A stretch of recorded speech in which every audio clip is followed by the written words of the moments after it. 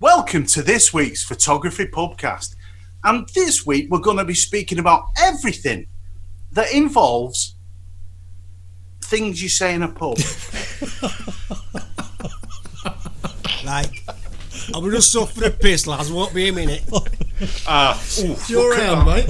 Mohammed. Her name's Seth. Oh. This is what we've never done before in the pubcast. Like a normal pub, we should have a game of cards.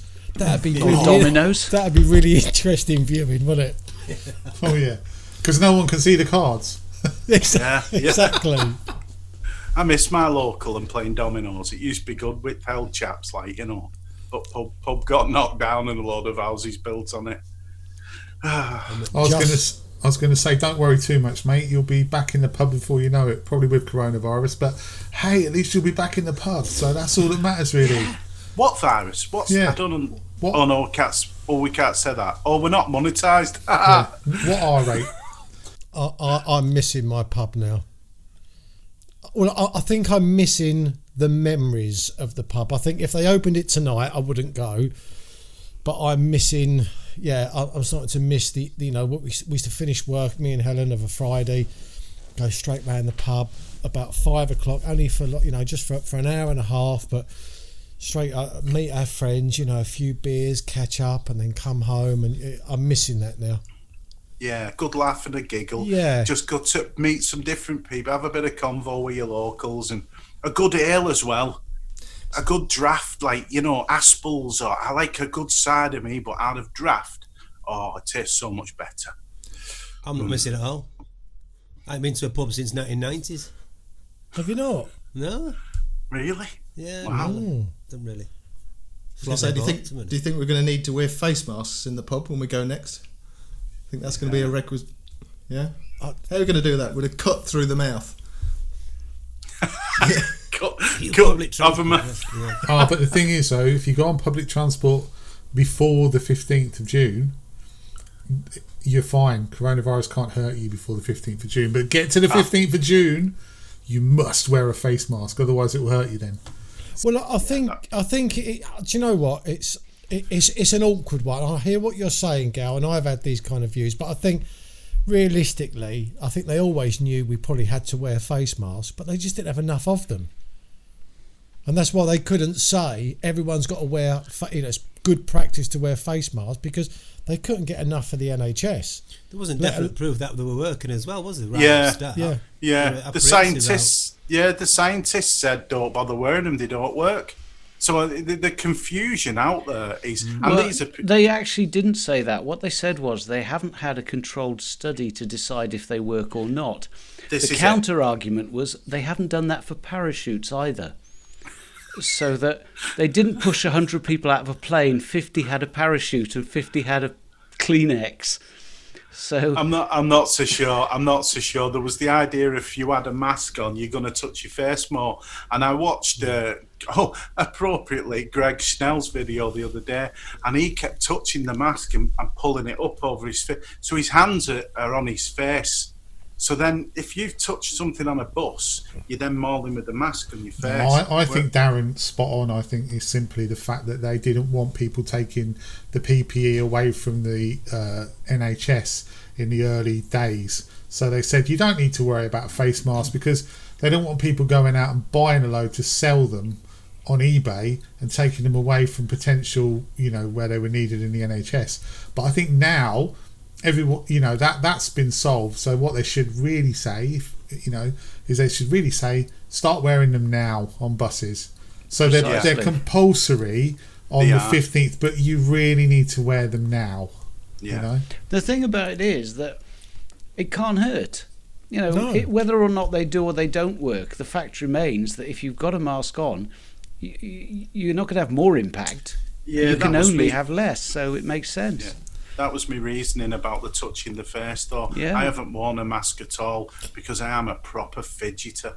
It wouldn't fit over that beard anyway. It probably wouldn't. I did think, beards, like me and Darren here, and Gary with his bit of a goat there, it must harbour some serious virals in there. I've given it a wash tonight for you guys, actually. To be fair, mine harbours, some of last week's dinner, so it's got its benefits as well. Can you pie on that? Actually, chicken pie tonight, homemade chicken pie. Very tasty. It's for glasses wearers as well. Like the three of us here, we've got, because it steams your glasses up. Because I've got a fabric one that I bought because I've been buying PPE for corporates for the last 3 months, and I got some samples in, and it just steams your glasses up. You can't see. So the trick is not to breathe when you're wearing a mask. Yeah. Then you'll be fine. Well, obviously doing what I do Just for a don't breathe. living, when they say, you've got to go fully kind of like PPE, so you've got hard hat, ear defenders, goggles, mask. Yeah, you can't see anything, let alone do any work.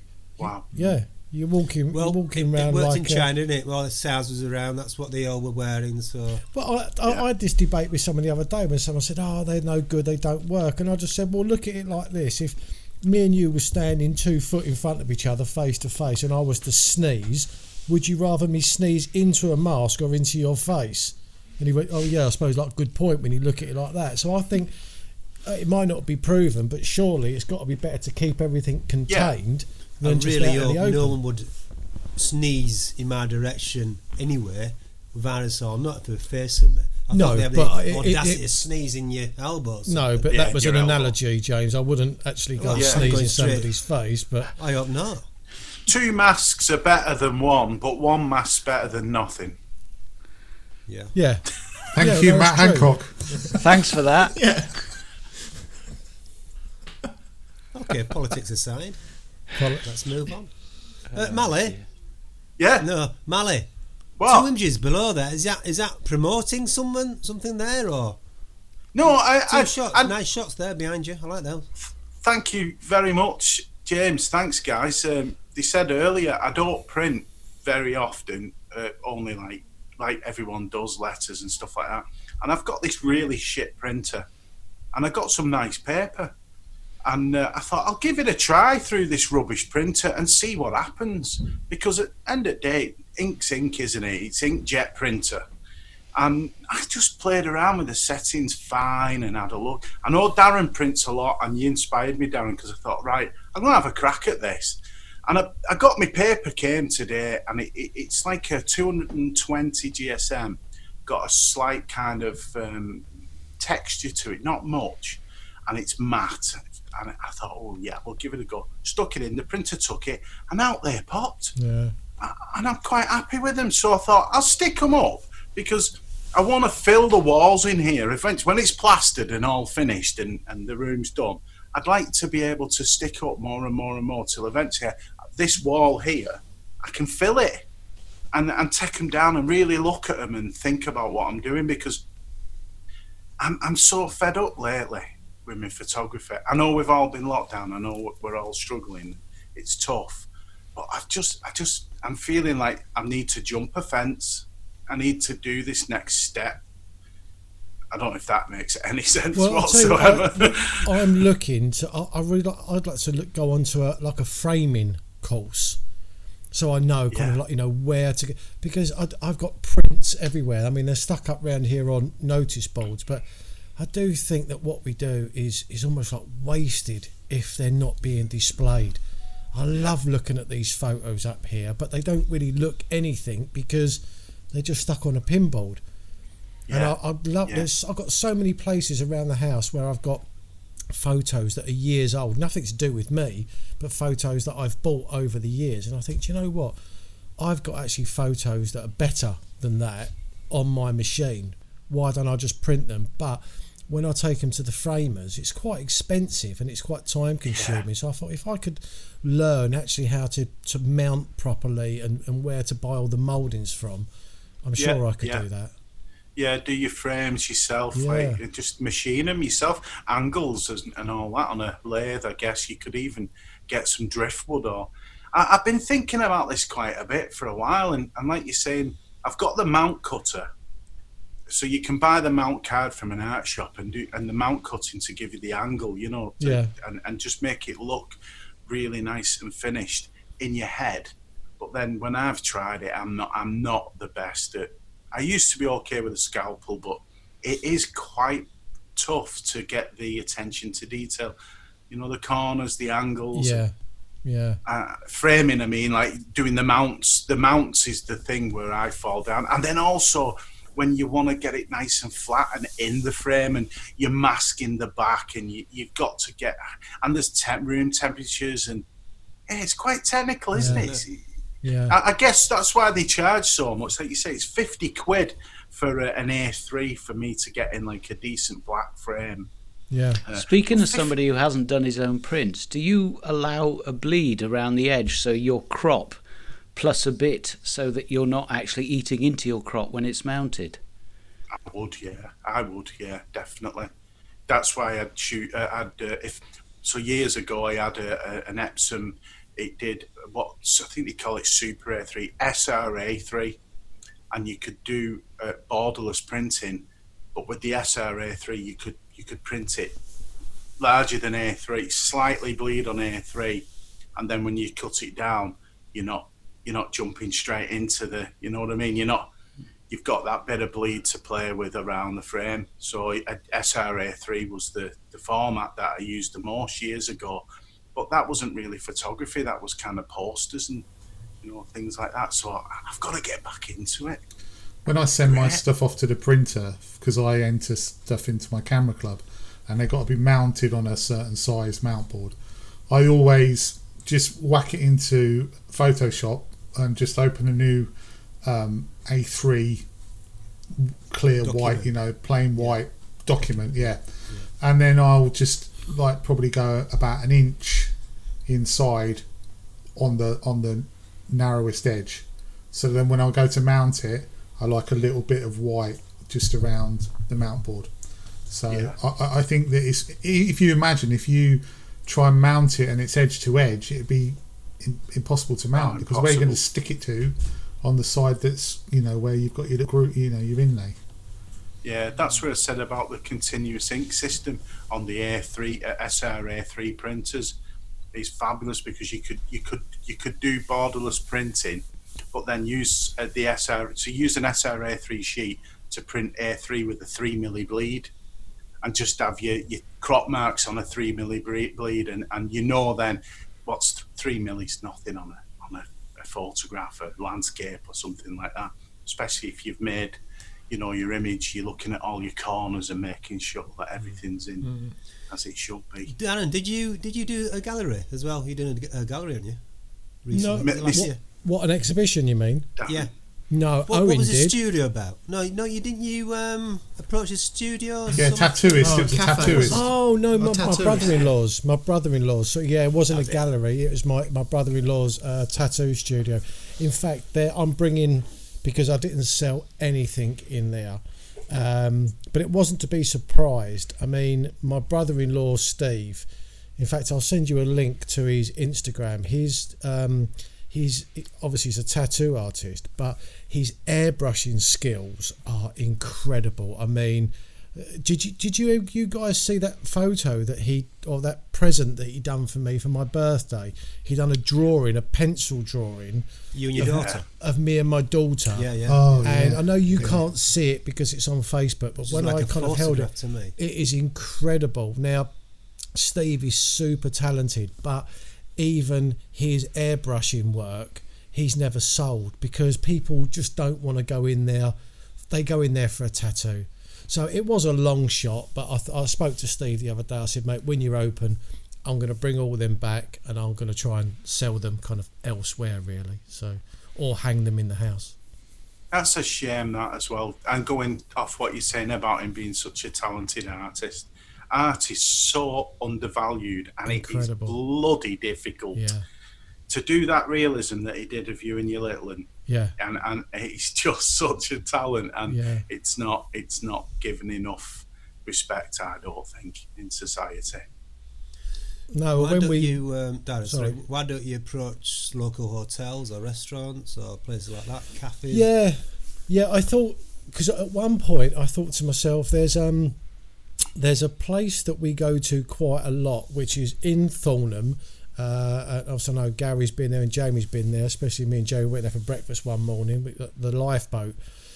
And I actually thought, I almost needed an area to go to, say like the Norfolk coast, and then you can kind of start selling to, you know, to the hotels or to the pubs or in a gallery down there. But obviously I just kind of live that little bit kind of far away to keep concentrating on the Norfolk coast. If I lived in the area, then I could pop down there after work. But I think that's the trick, really. If you're going to try and create a body of work, you perhaps want to do it of your local area so you can sell to the locals or to the tourists.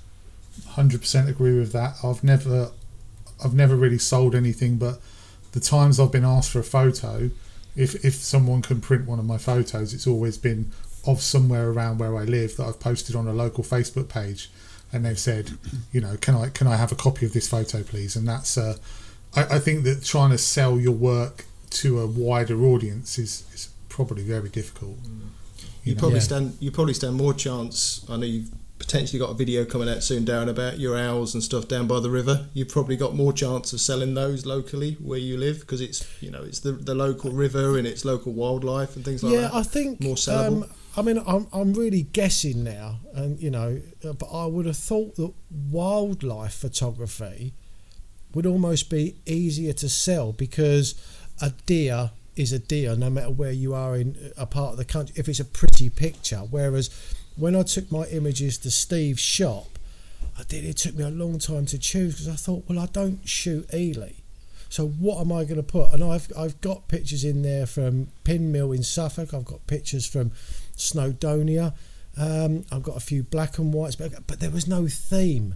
I think the thing as well is we've talked about this several times before, but probably the stuff that we really like or the other photographers really like probably isn't that appealing or as appealing to the general public. They want sort of sunsets and sunrises and saturated images and all of that, whereas we don't really appreciate that. And so it's probably difficult to sell your stuff to the general public, because they're not looking for that subtlety and that, you know, beauty that we see. They're looking for a really obvious sort of oversaturated beauty, if you like. So talking of body of work, Mally, and the pictures behind you, are you going to make a body of work of your beloved there on the wall that you've pinned up? I have thought about this will be a permanent project now, because weather, can you imagine that with snow?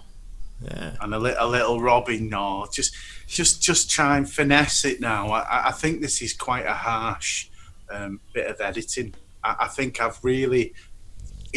don't edit that. I don't go that far with my images. I try to stick. Someone said to me, "Did you not think about removing the yellow flower in the foreground?" And I thought, well, no, because it draws you in. It's a little bit of interest. And I didn't focus stack it neither, because I like the limbs being out of focus and gaining focus, which takes you in. I think the perspective was really good. The perspective does draw you into the hole at the back, or whatever it is. I just, can you see why I was so excited? She's just... No, it's two. That's two trees. But the one that I was getting rather a bit frisky with is this one, because it's just, like a badger. He's having a threesome. Boom. I've had so much stick, you know, since that Pubcast for trees. I'm deserved, really, you know. Deserved. Moving on. Nothing wrong with trees. I love them. I have to say, I like your edit, Mally. I don't think it's not a Mally edit. Definitely, it doesn't look like your work, but I do really like it. Not saying that I don't like your work because it stands, but that particular edit isn't like yours, but it is really nice equally. I'd just like to go on record as saying that the other images at the end of your vlog in the gallery were superb. I love the triptych that was just leaves. Yeah. I thought that was just beautiful. So simple and so effective. But you know what? How you came up with that idea, I don't know. Yeah. I don't think they would work as strongly on their own. I think images like that work as a series, definitely. Yeah. Really nice. Really Some impressive. images do. Oh, wow. Yeah. That means so much, guys. Seriously. That means more than you probably don't realise. Here's a question for you, Mally. I noticed that on your vlogs you always put your images at the end. Is there a reason for that? I used to put them in between, I used to put them as I was speaking about them, and people have told me off for not doing that. But I watched Simon Booth for a while, and he used to really irritate me because he put all his images at the end. But then I realised that what he's saying is worth listening to. Maybe not me so much, but what he's saying is worth listening to, that if a vlog is worth watching, you should watch it to the end. Even if you skip, I think... You make a really good point, Mally, but I think if you look at your analytics, you'll see that a lot of people probably aren't actually seeing your images. Because on mine, when I say thank you for watching, see you next time, cheers, that's it. Everybody goes, okay then, and you kind of think, hang on a minute, there's 6 or 7 images to come and you've clocked out. What's wrong with you? Yeah. You sat and watched about how I took them. Don't you want to see them? So I find exactly. I've got a vlog coming out tomorrow, which will be live by the time this goes out. And right at the very end, I was just recording my outro and I was just talking, and I spotted a composition, so I took another couple of shots, and then I've posted that at the end. So I've had to put a message up saying, "Stay tuned, don't log out. There's pictures to come." Because you're absolutely right. People, as soon as you open your mouth and say, "Right, it's been a lovely day today. I really enjoyed it," they're off.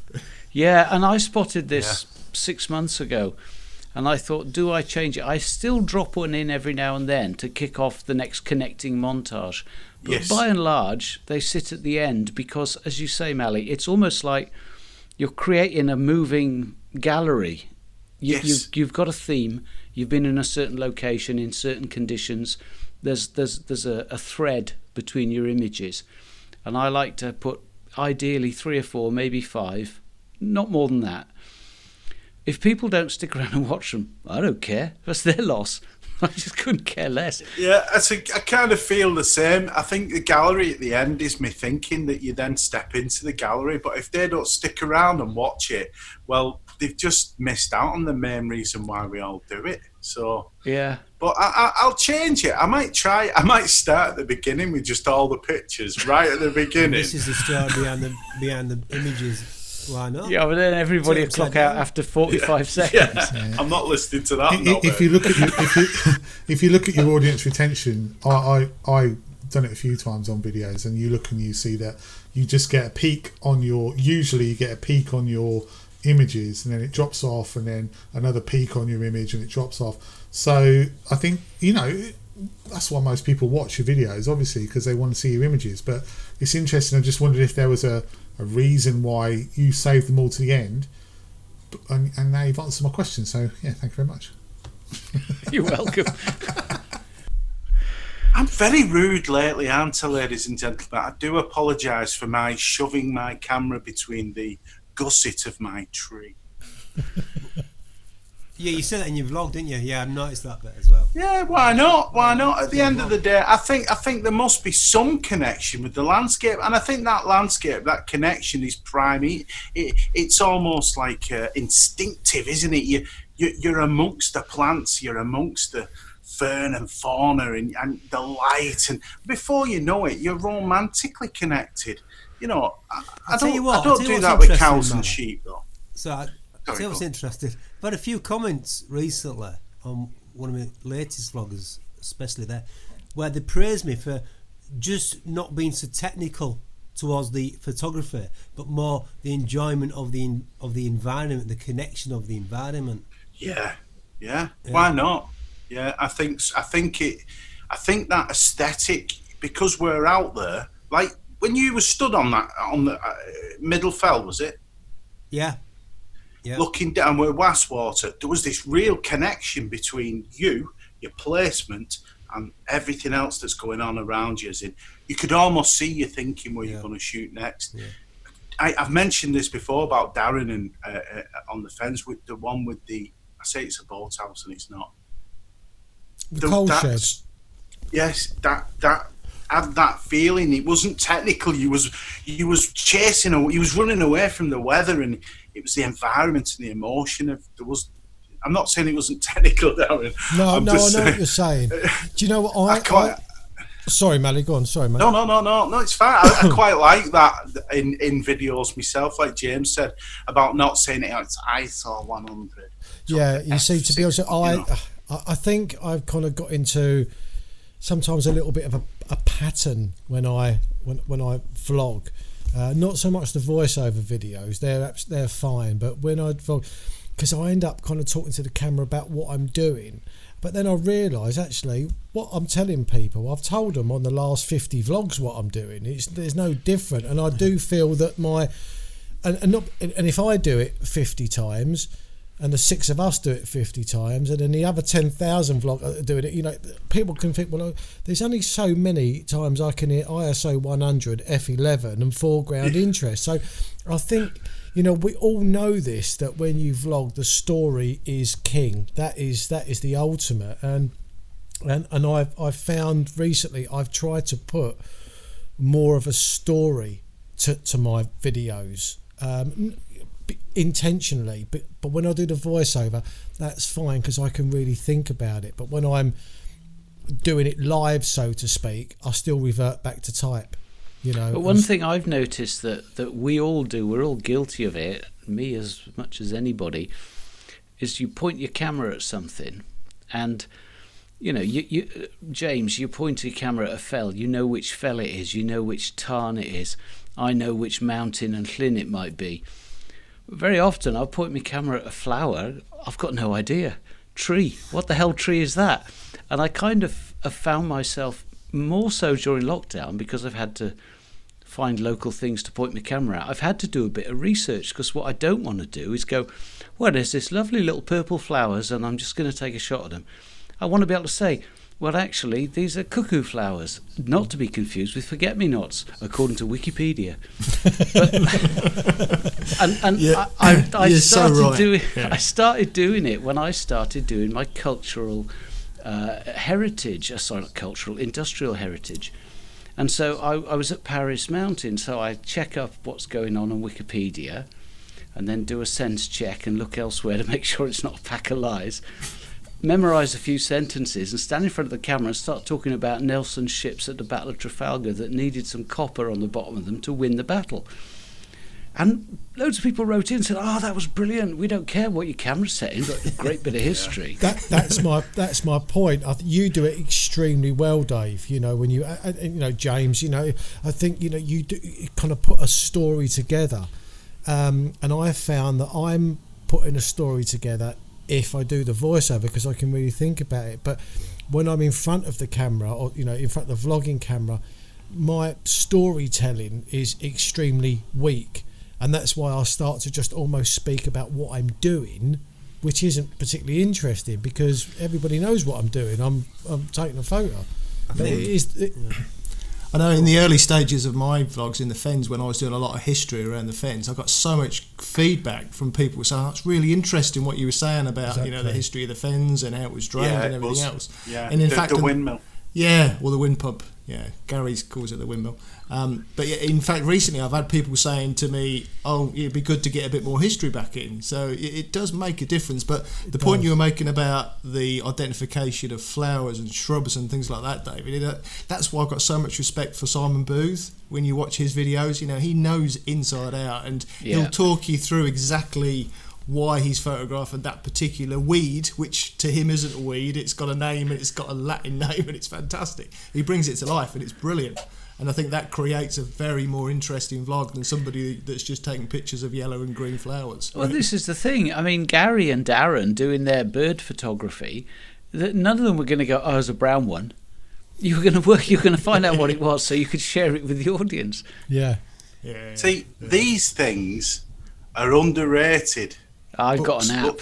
What you do is you point your camera at it and the app tells you what it is. Yeah. But you can't beat coming home and grabbing hold of one of these and having a mirrored, I think, that says trees and shrubbery. And you just can't beat coming home and grabbing a book or having a book and being able to just spend a bit of relaxing time and reading through. And we found the app, didn't we? And it wasn't through First Man. I've just got the app here. I'm just going to mention that. Woodland Trust. Woodland Trust. If the camera's still on me, look at that. Yeah, that's really good. I've been using that. Very good. Trees. Yeah. Although it's better on the actual website rather than the app. It is. Because you get to see the pictures of the actual trees if there's an image of them, which is even better for us photographers. I've started doing, and I hadn't done it before because I was using a lot of music over my montages, is just take a bit of Foley soundtrack. So, I'll literally just set the microphone running for about 30 seconds, and then I can use that. I can loop it and use it against various bits of montage, but just some waves and an oyster catcher or two. And it makes quite a bit of difference. I don't really like music all the time.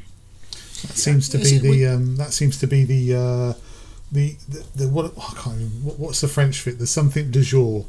Everybody wants to do that at the moment. There's a lot of videos going Meal out. of the day. Something of the day. Plat du jour. Something of the day. I can't remember what it is, but everybody wants to do it, don't they? At the moment, everyone's very keen on having less music and more of the actual ambient sound going on, and there's definitely a place for that. I think it really works. I mean, I think Ian Worth's just done a video, hasn't he? Just doing that with no speaking at all. I don't think, and I think it can work really well. Nick Page done it as well. There was a couple of videos ago. Nick Page done a video, I think, with no speaking, but his latest video. Did you see that? Oh, what a storm! Yeah, that storm was amazing. But Don't remind you of Thornton, I was just thinking about leading lines then, or should I say leading us into something. Oh yeah. By the way, Isn't he one of those F4 boys? Yeah, that's why Mally's got his shirt on today, isn't it, Mally? Because we've probably got royalty watching today, have we? You do look extremely smart today. you do actually. You had a shave as well. Yeah. And the prints are on behind you. There's something happening here. Can I say, Mally, what you should do, because this would suit you. I did try it, but this would suit your face a lot better. I think you should grow your moustache to the point where then you can really turn it up, wax it, that's it, mate. That's it. Or grow that out, and twist it. I thought you was going to say a paper bag. But won't I look like dastardly then? A little bit like, I get you. So come on then, Mally. We've led into this F4 conversation very nicely. So let's discuss it. What have we been talking about on Messenger all week? Come on. Some more than others. Not me. Some getting stroppy. Anyone? Some of us getting stroppy and storming off and saying, I won't do the podcast. Who stormed the... who was... I don't... Technonaughty Adam. He's like this. It's where the moon is. Well, I think it was just pretty much the debate on the pricing structure. That was all. I was just surprised in the current climate it was as expensive as it was. And my point to you guys, and I hope this didn't, because I think might have been a little bit of confusion. I was trying to look at their audience, which is huge. It's a massive, massive audience, especially like say Tom's channel. And as you know, I crunched a few numbers, which for somebody like me is, normally with me, I just let things go over my head. I very much kind of get emotional or jump on things. It's if you either want something, you don't want something. If you don't want it, just move on. But for me, what surprised me most was they got such a massive audience. I thought they could have charged a fraction of the price and possibly made a lot more money. I think because the promotion for this thing was so massive, and I think a lot of people were so looking forward to watching it, with a $300 price tag, they kind of almost hit like a bit of a brick wall, because there were so many comments saying, look, love your work, guys, I think it's fantastic, but just haven't got the money at the moment. Sorry. Is there 3 options? Correct me if I'm wrong. Yeah, 3 different packages. So is the highest package $300? Is it dollars? $299. What's the cheapest? At $149. $149. So that's the more affordable package. But the $149 doesn't include any of the shows, does it? I thought the $149 is just the tutorials. So the thing is what got me about this, and I kind of know exactly, and I understand what you're saying, Darren. But at the same time, I think you made the analogy of a Ford and a Rolls Royce. And in this case, I don't think that necessarily fits. But one thing, and I think we'll all agree here, is it's going to be very good and high quality content. That was my point. I just think that when you look at this, and you know, because I've spoke about Nick Page before, I've bought some of Nick Page's tutorials. I can't speak highly enough of his tutorials. The four guys that are doing it, incredible. We're all invested. We've invested a lot of time in them. You know, as I said before, we kind of almost feel like they're our virtual kind of friends. You know, we want them to succeed. And I love the stories that all four of them tell. Then you get Greg involved, a professional cameraman. So you know the production quality is going to be great. So my point was, you've got the story and you've got tutorials. It's catering for everybody. There's going to be so many people that would think, you know, there's something in there for me.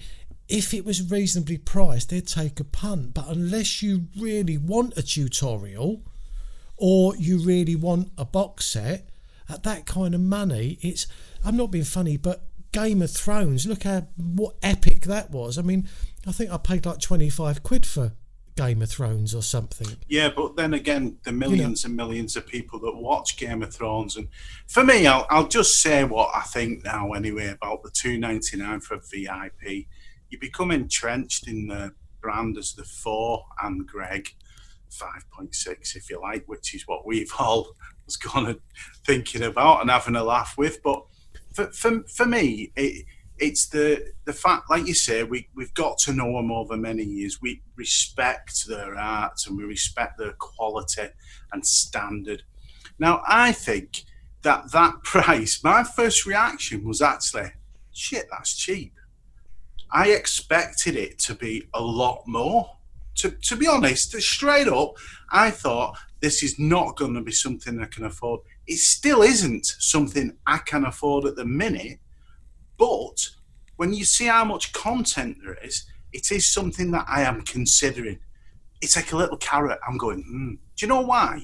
And I don't think it's a moral thing, Garrett. I think my reasoning behind that. I haven't seen anything yet. I could almost hear you. I could almost hear it.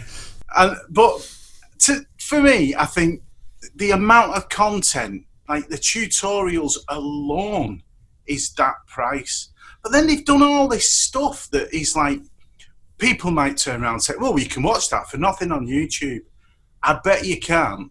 There's no way a vlogger can go out with people around him and a camera like with Greg Snell on them all the time and produce that high level of content just for YouTube. Which brings me to the next point you say about the amount of promotion.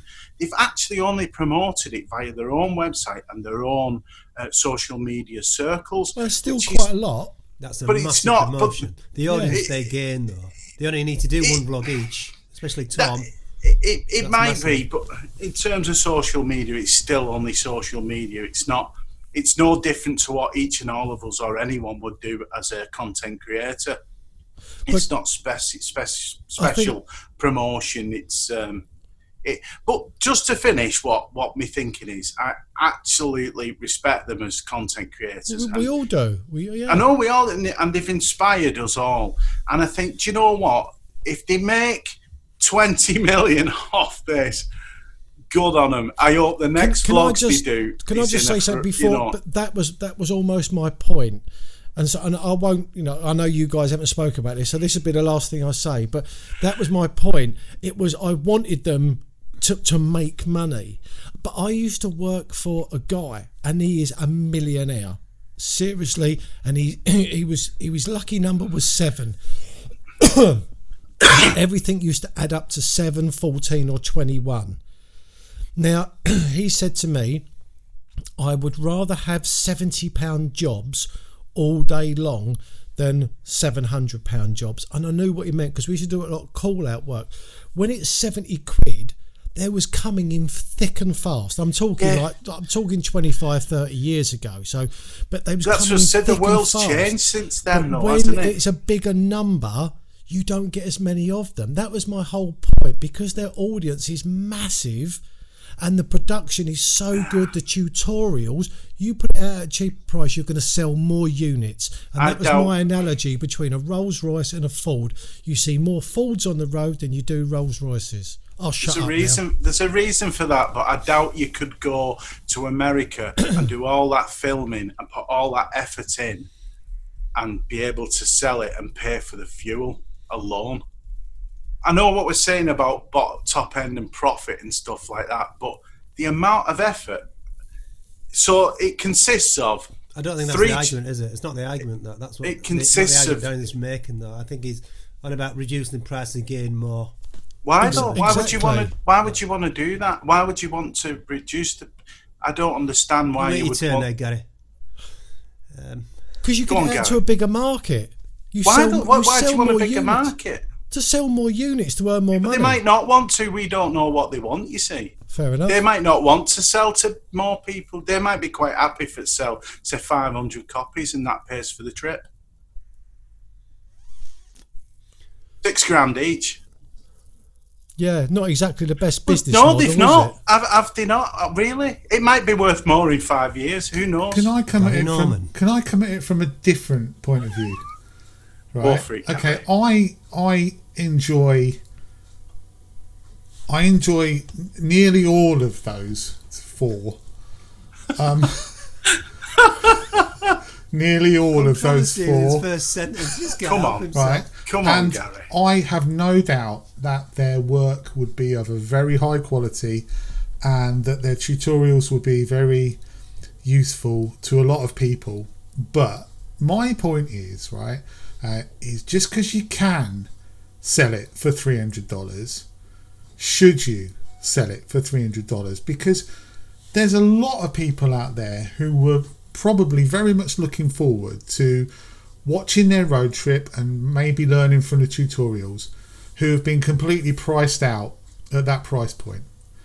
And yeah, well, there you go. Right, so just because you can, I don't begrudge him that though. No, well, I don't. I'm not saying that they shouldn't make money out of this, because that's the way of the world. The way of the world is that you make money and you try and make as much as you can. But I think that, from my point of view, if I were doing it, I'd be thinking, who can I help? Who can I reach while still making a bit for myself? Who can I reach here? And why does it have to be that only the richest and the people with the most money are getting the benefit from it, who happen to probably be the same demographic as the ones who are going to pay lots of money for the workshops? Why can't you price it a little bit lower, maybe make a little bit less, but maybe make a few more people happy? Why does it have to be? No, I disagree. No, Gal, they give it week after week for free. I know none of you agree with it. Week after week, Gal, how much have we all learned from their channels over the years free of charge? I'm happy for. My point was, I'm happy for them to make £1 million. I just thought the pricing of it was a strange structure. I think that it's a business model.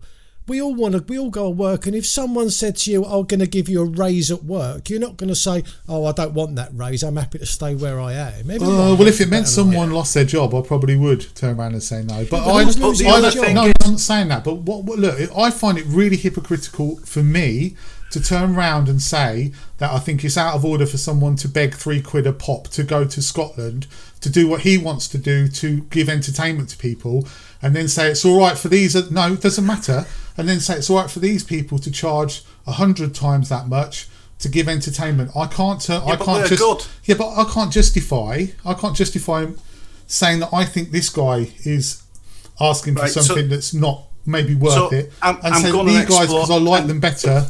But there's hard working for. So my problem with that, Gary, is that those people who are saying with begging bowl, I won't go here and do that and produce content and ask for money for nothing. And why people who go out and work the nuts off. Because it is for nothing. Why? If you ask someone, can I have some money, please? Yeah. To go and do a vlog to then show to you guys for free for your entertainment. But is that vlog going to be of any value? What about if he charged? What about if he? It's not going to be of any value. What about if that person charged £3 a pop after the event? Would we then be turning around and saying he's out of order for trying to charge us for what other people can get for free?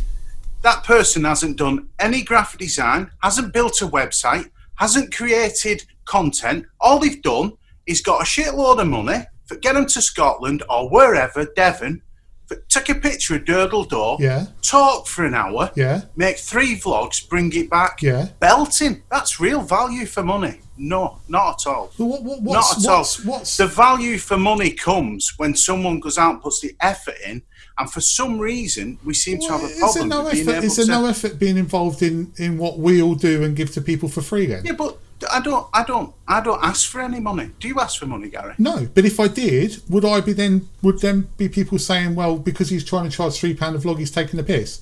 Whereas these guys can go out and charge. Yeah, that's what people are saying. Yeah.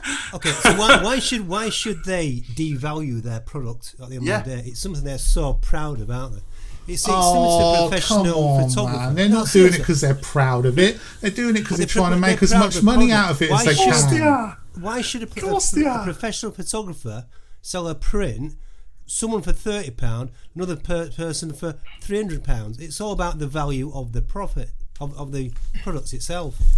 If we take the emotion out of it for a second and look at it from a pure business perspective, okay, so these guys are all professional photographers, so they know how to run a business, they know what their overhead costs are and what profit they want to make. They'll have sat down probably around some table in the middle of Los Angeles or something over a few beers and say, right, we've got an idea. I think that they will have done that long before they started filming, Jamie. No, absolutely. No, that's what I'm saying. They will have done at some point, sat around the table and said, I've got an idea, this is what we're going to do. And then they said, right, how much is it going to cost us and how much do you think we can make out of it? So they look at their operating costs, they build a budget effectively to run this thing. They then put some sales forecasts together in terms of what they think they're going to be able to sell, and that will be based on their own subscriber base and the potential for sales, etc. So they'll have a number for their sales forecast and they'll have a cost. As long as they've kept to that budget, and I'm sure they have by the looks of the bloody trailer they bought, that they've got their operating costs contained. So they come back and they've now got a business model that on paper stacks up. They've then gone out to their market and they've tried to sell it. Now, I think what Darren's saying is that their marketing has been good from a point of view of getting the message out there. They've sold it through their own audience. They've done really well from a marketing perspective. But from a commercial perspective, I think from the feedback that they've had initially and from what some of us are saying here is that if the price point had been lower, they'd have reached their sales target much quicker than they would have done if from where they are now. Because from the initial feedback they've got is that people are just saying, look, I love what you do and I respect it and I know you put so much effort into producing this and I'd love to buy it, but at that price point you've just pitched it too hard. So is that about knowing their audience, understanding what their audience is likely to want to pay, and I guess considering the current situation the whole world's in as well, has to have a different slant on it. So I think it's more around the commercial decision that they made at the point when they were pitching the price point, because to pick Darren's point up, if they had have dropped it down lower, from the feedback they've got, they would have sold more and still reached their budget number from a sales perspective. I have to say, absolutely in agreement with yourself and Darren. Speaking as somebody who's been in business for 35 years, kind of know a bit about it, and Darren's absolutely right. There are times when you pile it high, you sell it cheap, you make more money overall. And you're absolutely right, Jamie. They will have sat down and done a budget, but I think the premise that they did the budget on was flawed.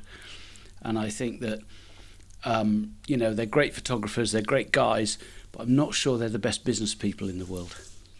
Most photographers aren't, are they? Let's face it. Most photographers aren't. And just to go back to the point what Gary said, at the end of the day, we all want to be successful, and money is a large part of that. But not for me, it's not. It is. That's like do you know what, Gary? Do you know what, mate? I agree with you. I'm anti-money. I'm a bit of a old hippie, and money for me.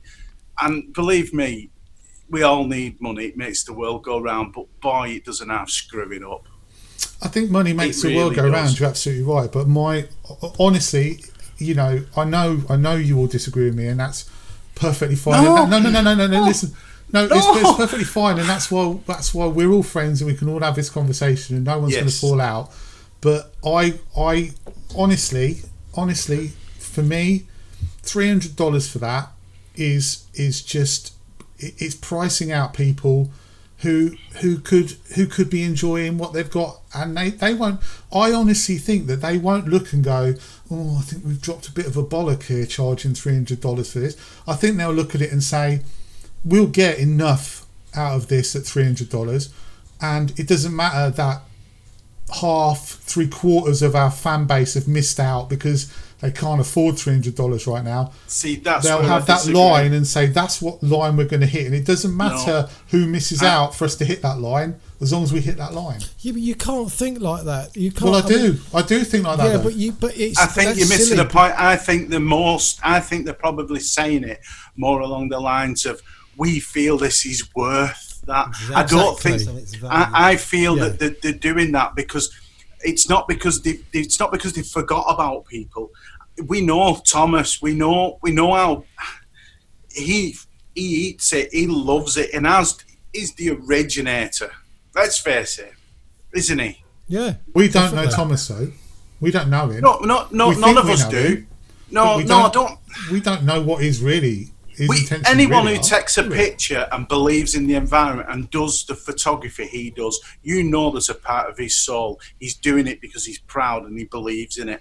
And I don't think they've put that price point because they think we can rake some money. I think they've put that price point because Nick Page, Thomas Eaton, Gavin and Adam as international photographer, which is funny because he makes a joke of it because he thinks it's a throwaway thing. But each of them, I think, are so proud of what they've done. I truly believe that. I don't think they're acting. I don't think they're like, screw them, we'll get $300. I genuinely believe that they think it's worth because of the effort. Of course they're proud of what they've done. No one's arguing. I'm not saying they're not great photographers. I'm not saying they're probably putting out some really, really good content. And I'm not saying they don't deserve all the success they're getting. All I'm saying is that if they drop the price, right, they might make a little less money, but they might give a lot more people something out of their adventures rather than, like, you know, all I'm saying, I know this is like goes totally against free market capitalism or whatever, you know, make as much as you can, pile it high. But for me, I'd rather make half the money and have twice as many people get something out of what I do than make twice as much money and have half as many people get something out of what I do. That goes against loads of things, and you might say I'm a complete idiot, but that's how I feel. I'd rather go out with 5 people who deserve a free workshop than go out with 5 people who pay me $1,000 and don't give a about it. I'd rather do that every day of the week, and I will never make any money and I'll never make anything out of myself, but I would much rather give back something to people who deserve it than to take from people who've got the money and don't get anything out of it, and those poor 5 who can't afford it get nothing. That's the way of the world, isn't it? I know it is. But do you know what, Gary? You know what might be mad after this tonight? The Gary Norman price bonus. And that's what kind of guys they are. I genuinely think if they watch this and they see it, they might think, you know what, Jamie, Dave's got a point. Garen and Darren, yeah, you're all making some good points. We live in a world where you never know. They might just think. Use the offer code Norman. The Gary Norman code. I would like to say as well. I genuinely would like to say that I don't begrudge them any success. I don't. You know, they all seem like really nice guys. I really enjoy, you know, as a whole, I really enjoy watching them, and I don't have any issue at all with them making money. I don't know. I can't believe any one of the 6 of us didn't look at that price and go, that's a bit steep. Did Mally? Probably not. Mally probably no, not. I didn't because I saw what's included in the package. I think you get a lot of value for that from what's on paper. You do. You really do. You see, there's nothing in comparison out there. Right, who do I compare it against, James? Right, hang on, Mally, hang on, mate, hang on. Right, so I bought Nick's products, and I think I paid $200. I think for Nick's, a lot of money, but for me, worth every single penny. Yeah. I think, you know, the $300 that they're charging for this, possibly worth every single penny. I'm not disputing that for a fact. I think you price it what you think it's worth to you. Yeah. I was looking at it from a business point of view and saying drop the figures, sell more, make more money. But I think it's like anything. You have to do, when I do a job, when I price a job, I price it for what I want out of that job. And if I get that job, it's on my terms. Yeah. Long gone are the days where I used to go in cheap because I kind of needed the work, I needed the money, I had the family. Yeah, absolutely. Now I price a job what you worth. so I can do it at a good pace. I'm not rushing, I'm not cutting any corners. I'm doing a job with a product that I can be proud of at the end. And if someone wants to undercut me, then they're welcome to that So job. be it. Yeah. Yes. But I'm with Gary to the point where he's saying he's kind of power to the people. This should be affordable for everyone because we all watch it, and it should be at a price point that people can afford. And I'm totally understand what you're all saying, and especially yourself, Darren, about pricing a job. And, you know, but what world are we in? I actually think it's cheap because the world we're living in, I'm not saying it's because we're all old bastards, but stuff seems to cost so much more these days. And it's not just even cameras. How can people be selling me the same camera that was the same camera 4 years ago at 3 times the price? I always say this to the wife, the bloody dryer broke. And I went, well, we only paid 250 quid for that, like 5 years ago. We'll go and buy a new dryer. Well, you can buy this new dryer, but it's Bluetooth. What the f*** do I need Bluetooth in my dryer for? Why does it need connect to internet? Why am I paying 400 quid for a dryer? Hold on a minute. Bluetooth washing machine. It's bonkers. It's amazing. So It's the amazing. world we live in has moved on. The world we live in has moved on with Can prices. you send your raw files across to it? Yeah. So that lovely and clean. It shoots straight out of the camera. It doesn't have raw files.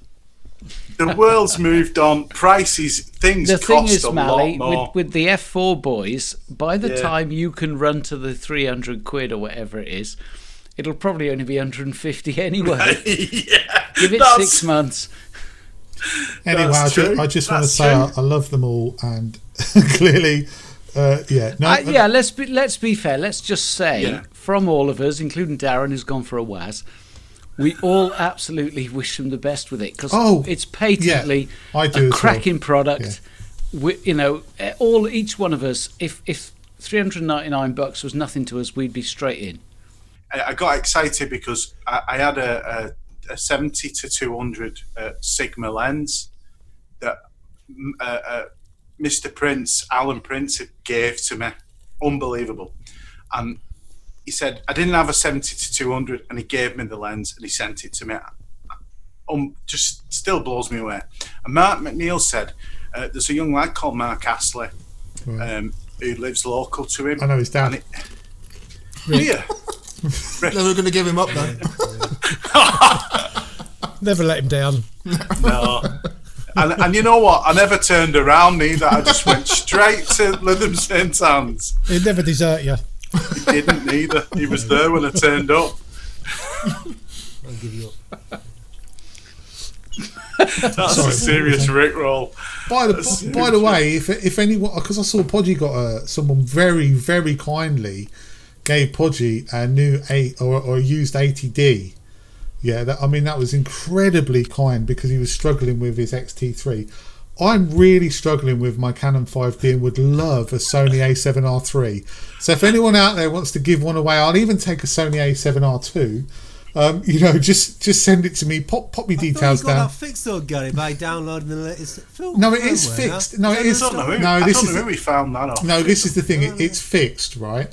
But while it was broken, I was looking and thinking, do you know what? I probably need to upgrade my camera anyway because it's really old and it's been bashed about, and I just got a hankering for an A7R3, and I've always wanted one, and my father-in-law got one and ended up selling it, and I've had a little play with it, and then I looked at the A7R2, which is actually equally as good. It's as good a camera for stills, just not quite so good for video. So when I actually worked out and fixed my Canon 5D Mark III, I was like, I'm a bit gutted really, because kind of would have preferred that to still be broken. Yeah. So now I can't replace it. So I think the only thing with the A7R2s is just the batteries.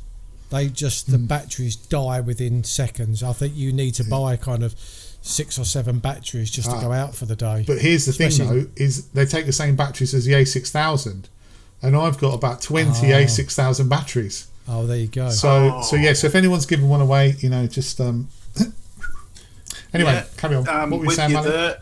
My D750 2014 camera. Love a Z7. So here's a topic for you all. Black and white photographers, I do a fair bit. The question is black and white photography rightfully considered an afterthought rather than a genre of photography you intentionally go out to shoot? Because you've all heard the phrase, if it's shite, shoot black and white. Do we all agree with that? No. Gary? Don't agree at all. I think there are definitely lots of times when you go out and it's very contrasty and you choose to shoot black and white because colour doesn't work. But black and white has its own part in any genre of photography, and I think it can work really well. I literally yesterday edited a bird image in black and white simply because I felt that it suited it and it worked really well. Going out like your shots that you take out in the lakes that are black and white, those shots wouldn't have the same impact in colour. And the point is I feel, I mean, you can tell me if I'm wrong, but I feel you'd shoot black and white, sunrise, sunset, all parts of the day, simply because you love the black and white, that feel. Yeah, absolutely. Yeah. I love black and white. I'm a sucker for black and white. And it's funny though, when I've posted black and white on some of my videos, I've had a lot of comments saying, it just didn't look as good in black and white. A lot of people, I'm not too sure a lot of people actually like, I think there's more people that like colour than they do black and white, but I'm naturally drawn to black and white images. Yeah. Being honest though, do any of us go out with intention of shooting black and white, or do we get to a scene and we think actually this would work better in black and white, so I'll take it in colour and then I'll convert it afterwards? I know, James, you've done some. I do, because I'm doing a project on black and white at the moment, so I go out intentionally with that. I even set my profile to black and white, monochrome as well, so I know what to look for. I've taken some in the past where I've shot them thinking they'll probably work well in black and white, but haven't taken them in camera, and not until you get back and convert them and look at them and you think actually it does or it doesn't, and therefore you decide in post-processing rather than going out with the mindset of shooting it particularly in black and white. Everything I shoot in street is shot for black and white, unless there's a specific colour in that shot that I think that will work really well in colour. I'm looking at it in black and white because black and white is just for me the best format to shoot street. It has the most impact. There's the most emotion as well compared to.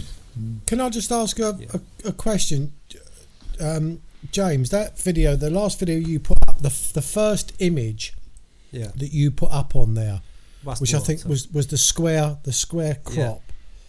I thought that was a beautiful picture. I absolutely loved it because it was very white. It was very, highlights were really bright, but you just had the black rocks. Did you actually visualise that, or is that something that you'd seen in articles or online? You thought that's the kind of genre that I like. How did you come up with that particular image? I visualised it in a way because on that day, when you look northeast on Westwater towards Great Gable, that's a classic view. Now on that day it was really overcast, really low clouds. The background wasn't visible, i.e. the clouds were shrouded over Great Gable. So I knew for a start that I was have to focus in on the actual foreground shapes as well. Some really nice contrast, and because the background was quite it was quite couldn't really see it. Yeah, and so some nice shades going on. So yeah, that's I knew what I wanted to shoot, and that's what I came away with. What worked for me in that shot was the repetition in the foreground shapes, and I knew straight away that they were going to be more to the blacks, lead on to the a lighter background. Did you have to really raise the highlights though? To get it to look honestly, like that? No, I hardly did anything to that image. Really? No. Straight out of camera, was it? Nearly got it. No, because it almost looked like you had a vision of how that would look, and I'm not choosing my words correctly here, but you almost like manipulated it to give it that feel, which I loved. I thought that was a superb image. So I was just interested to find out if that was what you saw, or whether that's what you visualised and you dragged it out of the raw file. I think where black and white does work really well is on the minimalistic work as well. You know, when you've got some real sort of fine art, just pure white and black areas that are dominating the scene, and everything else around it is negative space. I think that works really well. Some of the things that there's that guy that Gary Goff interviewed last week, is it Jack Appleton? He's done some really nice seascape stuff with pure black and white minimalistic stuff. I think he did one at Shingle Street down in Suffolk, which just purely had a band across the middle highlighting the little cottage in the white effectively, and the rest of it was the dark, and that contrast really worked well because your eye's not looking at anything else, it's just looking at the contrast between black and white, and it's highlighting where it is, and I think that works really well in minimalistic stuff. So James, actually, just out of interest, do you go out to shoot in black and white? Do you look and think, right, I want to shoot a scene in black and white, and if it doesn't work, then I'll try it in colour? So kind of conversely to a lot of people where they'll say I want to try it in colour, and then if it's no, don't, because if the conditions are right, if it's purely overcast and moody day, my intention is purely black and white, and I pick the subjects which I know would work. Like, I don't know, trees are a great example as well, because you can really reduce the blacks that really stand out. But no, if I'm setting my mind on black and white, that's all I think about is black and white. I've got an image actually. In what I was saying earlier about, I'd really like to learn how to frame, because I've got a black and white image that would mean nothing to anybody. It's not a particularly great shot, but it's almost like the shot that say like Dave and I took when we wild camped on the Glidders. You know, that shot to me, I've got a real connection with that, like an emotional connection with that photo. And this particular photo that I'm talking for, this black and white photo, it's so simple. I was in Iceland, and there was a warning that the whole part of that island in Iceland, or the whole part of the island of Iceland was going to be on lockdown within a few hours because there was a storm coming. And we was at the Glacier Lagoon, a friend and myself, and we could see the storm, and the sky was jet black, and it was coming towards us, but there was thick snow, and so I just got the horizon dead centre in the frame, and so it's just white snow at the bottom, but this grey sky coming right towards me. So it's naturally black and white, and it's a naturally black and. But I love this photo, but it's not because of it's a technical photo or it's a pretty photo, but it captures the feelings that I had on that day, just watching this thing, knowing that we had to get into the car pretty rapid to get out of Dodge. On those days you're talking about, Darren, lovely. And actually James as well, when you're saying about it being like a black and white overcast day, everything's very much monochrome anyway, isn't it? So it's almost like you're looking in black and white, or in shades of lack of colour, shades of less colour. So it kind of works anyway, doesn't it? That makes sense? Yeah, it does. I mean, colour photography really works best if you using objects and elements in a frame which using colours which complement each other, like a small percentage of purples against a green, or yellows against a red, blues against a green as well. And of course it works best at sunset and sunrise.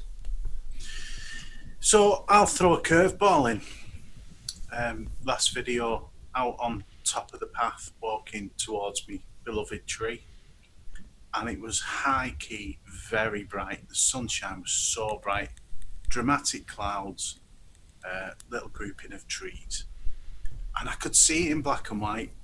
And I know I've blown the highlights, but I did it on purpose. It felt so right to be black and white. It just, at the time, I'd set up to take it, and profiles in colour, but I just could tell. You just know, don't you?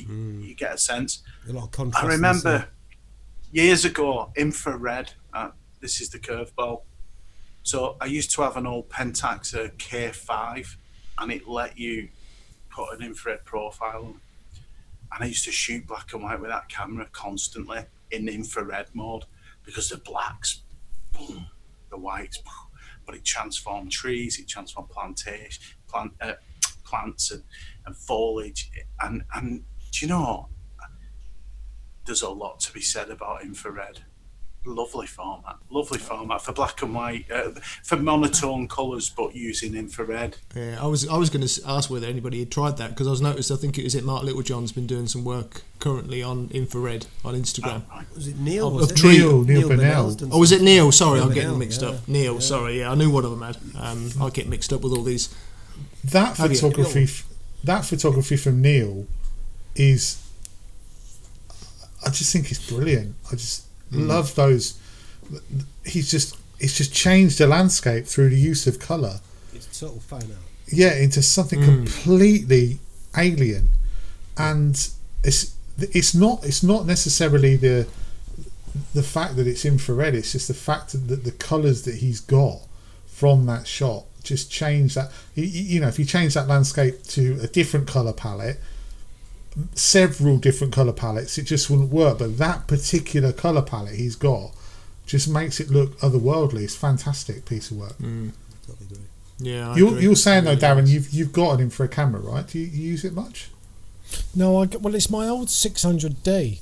You converted it, did you? Yeah, I many years ago. I mean, I've owned this camera, crikey, for I don't know, it's probably about 6 years, 8 years old, this camera. And I think when I bought my 5D, which obviously I no longer own, so that goes how long ago it was, but I took it into Wex as a part exchange, and I think they offered me like 50 quid, and I thought for 50 quid it just ain't worth it. But it just sat on the shelf collecting dust, and so I took it down to ACS, you know, and they converted it for me. And to be honest with you, I haven't used it a great deal, but when I have, I've had a lot of fun with it, you know. But you need, now it's fantastic because you're coming into the summer with the big high suns, you know, and obviously all the leaves come. I'm looking at a photo now that I took at Ely last year, and it's great because the sky's blue, but all the grass is white, all the leaves are white. And a lot of people that come into this room and they look at that photo, I don't think it's a particularly great photo, but a lot of people are drawn to it just because it looks so different. And a few people have actually said, "Oh, when was that snowing? When did you take that?"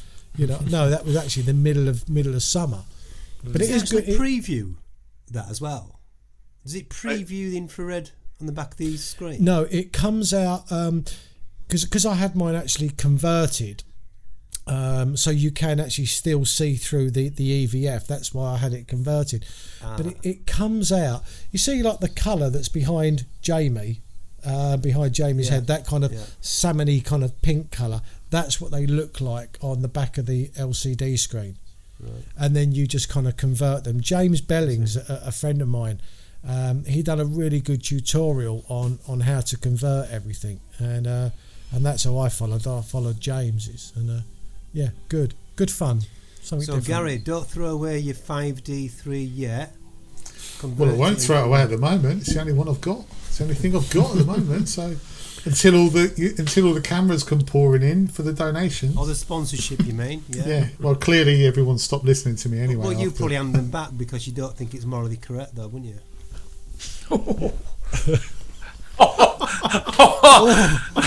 Here's a question then, Gal. So if Sony came up to you and said, Gal, we want to sponsor you, we want you to sponsor us, we'll give you all the Sony gear, just mention us in your channel, would you do it? Who was that to Gary? Yeah, to Gary, yes. yeah. Look at his face. That's a yes. Never mind thinking. Of course I away, would. Come on. Listen, I'm only. What I'm only human. What would after I be all. classed as? What would my theory be classed as? Is it Marxist? Selling out. Is it Marxist? I don't know.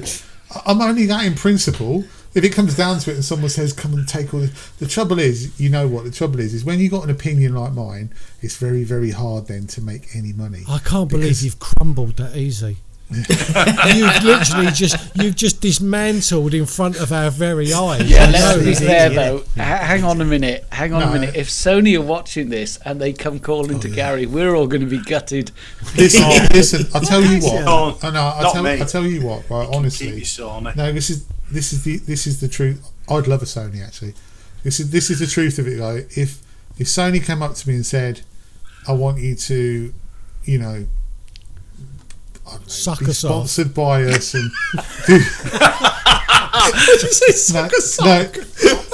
it's got to be. I'm trying to say this with a straight face. Look, if someone comes up to me and says, "I want you to review my product," right, then I would say to them that it's got to be a product worth reviewing. Otherwise, I'm not sure I'd consider it. By the way, have you seen this? This is the slider. Who's it made by? That? No, it's made by Zeppon. Tart. It's made by Zeppon. Is that a manual gun? Teflon. Yeah, it's a manual one. Yeah, very good. I'm going to do a review on it soon. Oh god. I like a slider. Yeah. It's heavy though.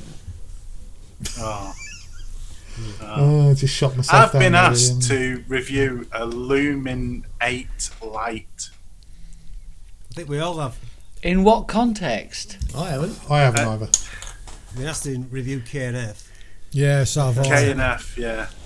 They sent me. I kept saying no, and then where was me and Helen? We was going somewhere.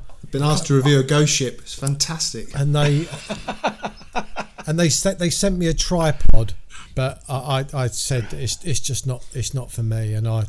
Well. So. Yeah. Hey-o.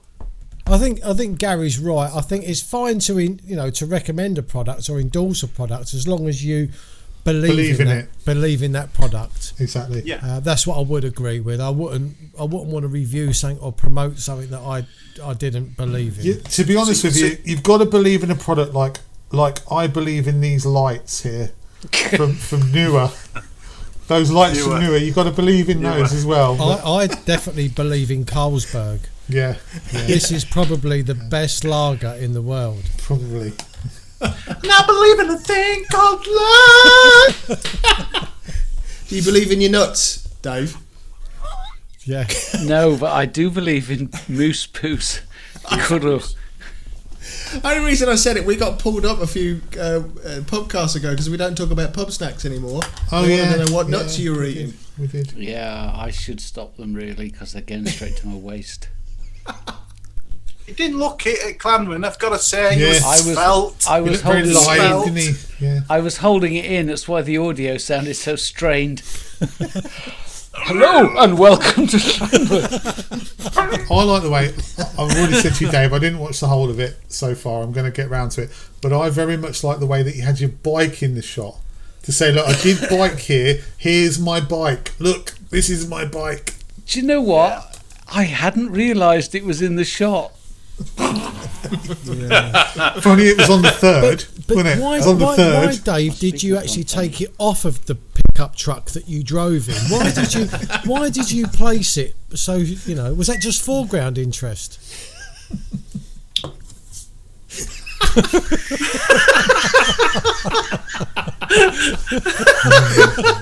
I bet that was really funny.